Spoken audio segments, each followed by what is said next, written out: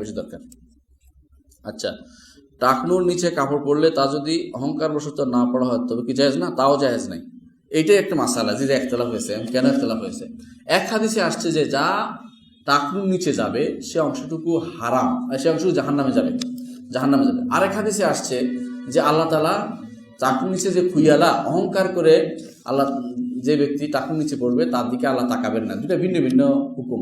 শরীয়তের নিয়ম হচ্ছে যখন দুইটা হুকুম ভিন্ন ভিন্ন হয়, কারণও ভিন্ন হয়, দুইটা হুকুম আলাদা থাকে। সুতরাং যে ব্যক্তি অহংকার করে পড়ে নাই তার তার কি হবে? এটা হারাম কাজ করেছে।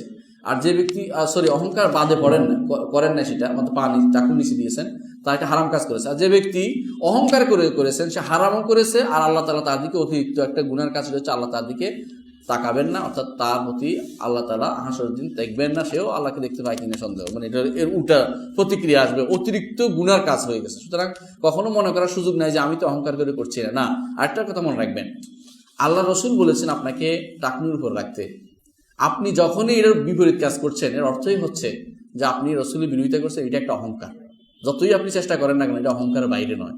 চেষ্টা করলে আপনি বলেন, মুখে যতই বলেন না কেন, আসলে অন্তরটা অহংকারে পূর্ণ আপনার। পায়ে মোজা পড়া অবস্থায় নামাজের সময় কাপড় কি টাকনুর উপর উঠাতে হবে? সব অবস্থায় এই সালাকি করার সুযোগ নেই যে পায়ে মোজা আছে আমি উপর দিয়ে নামাই দিচ্ছি, না, এটা নয়। এটা টাকনুর উপর উঠবে। নিচ থেকে যেটা উঠছে এটা আলাদা হুকুম, উপর থেকে নামার ক্ষেত্রে টাকনুর নিচে যেতে পারবে না। ঈদের নামাজ